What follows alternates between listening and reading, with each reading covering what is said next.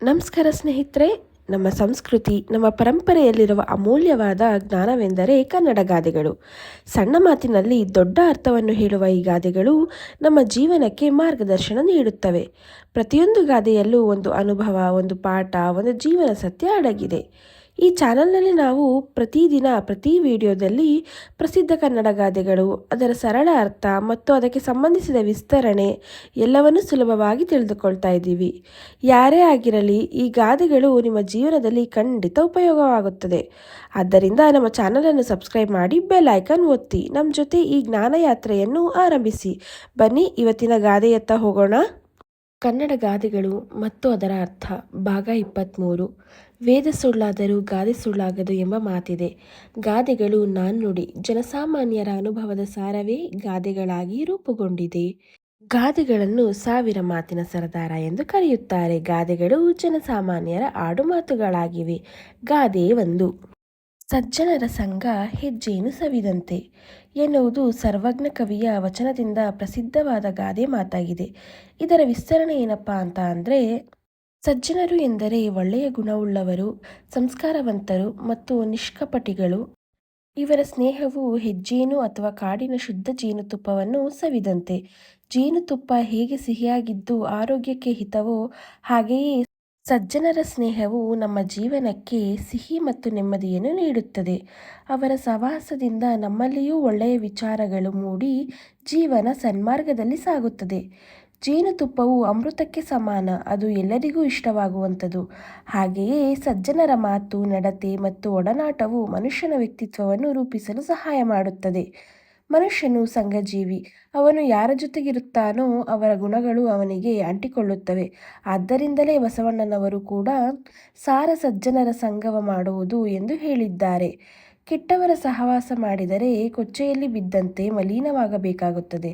ಆದರೆ ಸಜ್ಜನರ ಸ್ನೇಹವು ಜೀವನದಲ್ಲಿ ಧೈರ್ಯ ಮತ್ತು ಶಕ್ತಿಯನ್ನು ತುಂಬುತ್ತದೆ.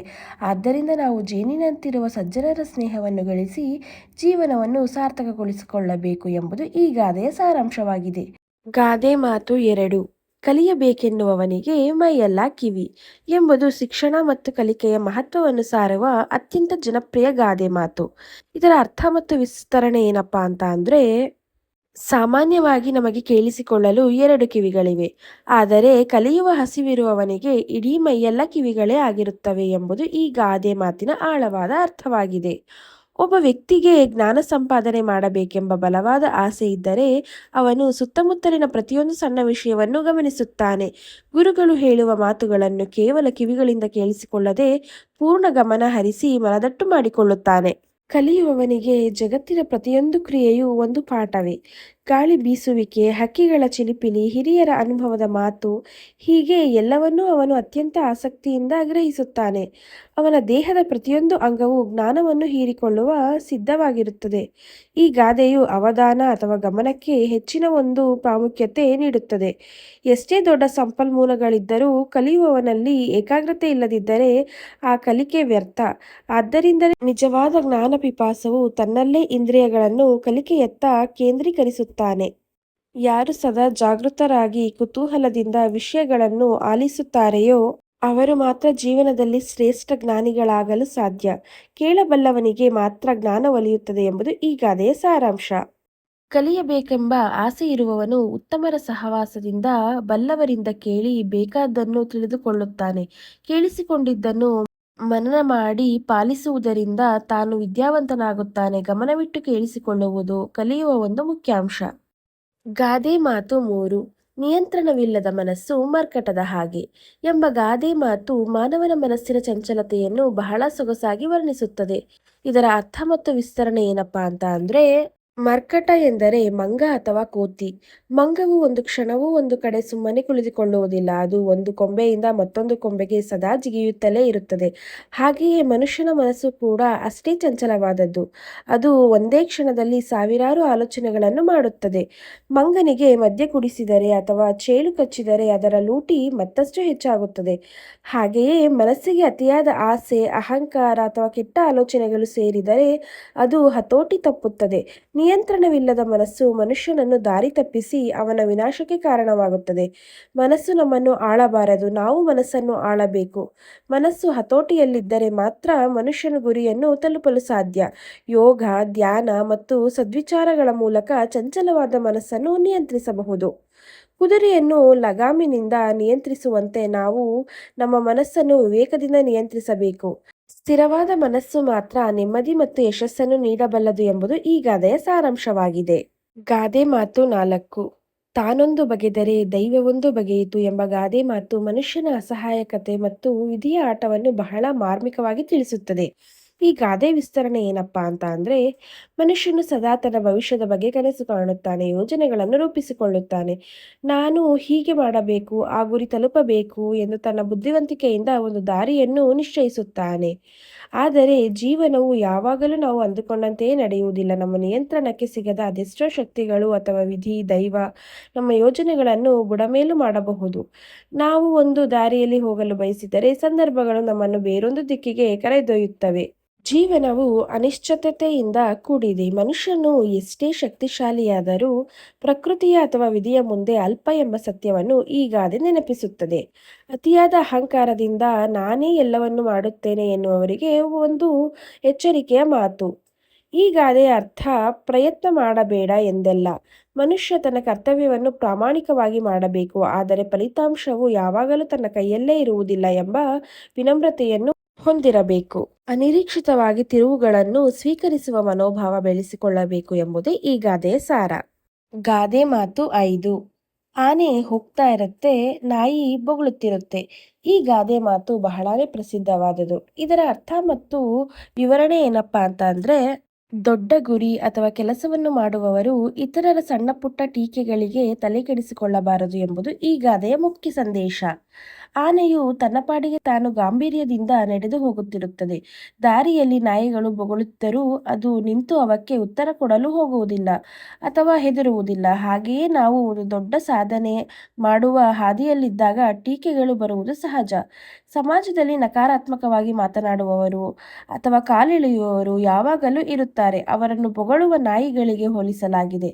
ಅಂತಹವರ ಮಾತುಗಳಿಗೆ ಕಿವಿಗೊಟ್ಟು ಕುಳಿತರೆ ನಮ್ಮ ಗುರಿ ತಲುಪಲು ಸಾಧ್ಯವಾಗುವುದಿಲ್ಲ. ಆನೆಯು ತನ್ನ ಶಕ್ತಿ ಮತ್ತು ಘನತೆಗೆ ತಕ್ಕಂತೆ ವರ್ತಿಸುತ್ತದೆ. ನಾವು ಕೂಡ ನಮ್ಮ ವ್ಯಕ್ತಿತ್ವವನ್ನು ಎತ್ತರದಲ್ಲಿಟ್ಟುಕೊಂಡು ಅನಗತ್ಯ ಚರ್ಚೆ ಅಥವಾ ಸಣ್ಣತನದ ಟೀಕೆಗಳಿಗೆ ಪ್ರತಿಕ್ರಿಯಿಸದೆ ಮುಂದೆ ಸಾಗಬೇಕು.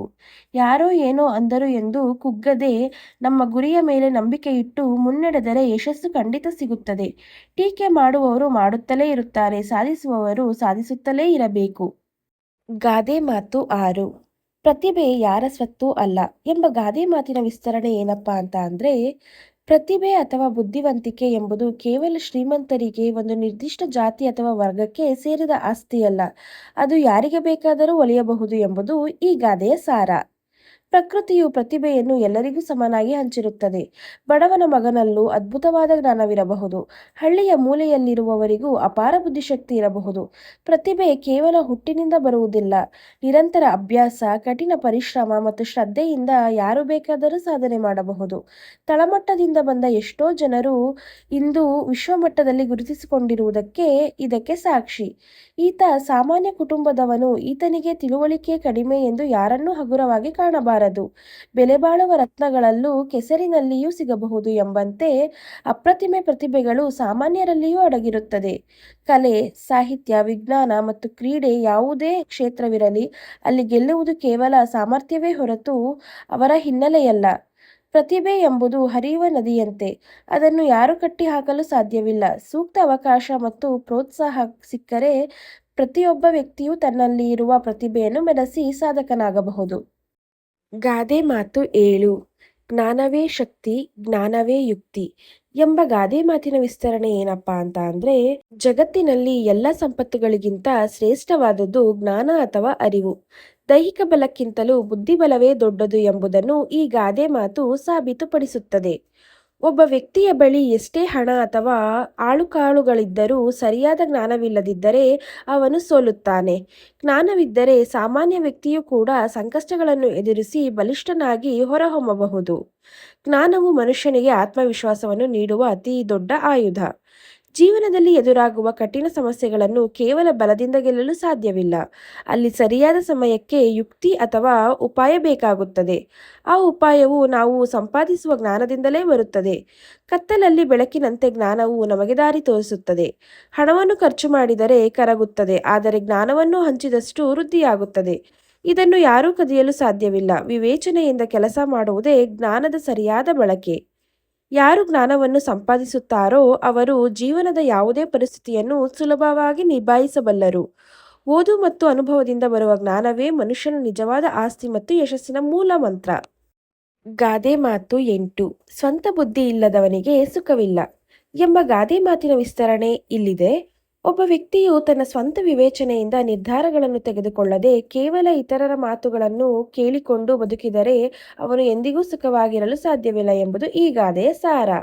ಪ್ರತಿಯೊಬ್ಬರಿಗೂ ದೇವರು ಆಲೋಚನಾ ಶಕ್ತಿಯನ್ನು ನೀಡಿರುತ್ತಾನೆ. ನಮ್ಮ ಜೀವನದ ಸಮಸ್ಯೆಗಳಿಗೆ ನಾವೇ ಪರಿಹಾರ ಕಂಡುಕೊಳ್ಳಬೇಕು. ನಮ್ಮ ಕೆಲಸಗಳನ್ನು ನಾವು ಹೇಗೆ ಮಾಡಬೇಕೆಂದು ನಮಗಿಂತ ಚೆನ್ನಾಗಿ ಬೇರೆಯವರಿಗೆ ತಿಳಿದಿರಲು ಸಾಧ್ಯವಿಲ್ಲ.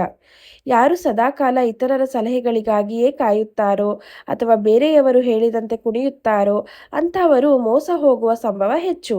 ಪರಾವಲಂಬಿ ಬುದ್ಧಿಯು ಮನುಷ್ಯನ ವ್ಯಕ್ತಿತ್ವವನ್ನು ಕುಂದಿಸುತ್ತದೆ. ಬೇರೆ ಬೇರೆ ಜನರು ಬೇರೆ ಬೇರೆ ರೀತಿಯ ಸಲಹೆಗಳನ್ನು ನೀಡುತ್ತಾರೆ. ಸ್ವಂತ ಬುದ್ಧಿ ಇಲ್ಲದವನು ಆ ಎಲ್ಲ ಮಾತುಗಳನ್ನು ಕೇಳಿ ಗೊಂದಲಕ್ಕೀಡಾಗುತ್ತಾನೆ. ಇದು ಮಾನಸಿಕ ನೆಮ್ಮದಿಯನ್ನು ಹಾಳು ಮಾಡಿ ಸುಖವನ್ನು ದೂರವಾಗಿಸುತ್ತದೆ.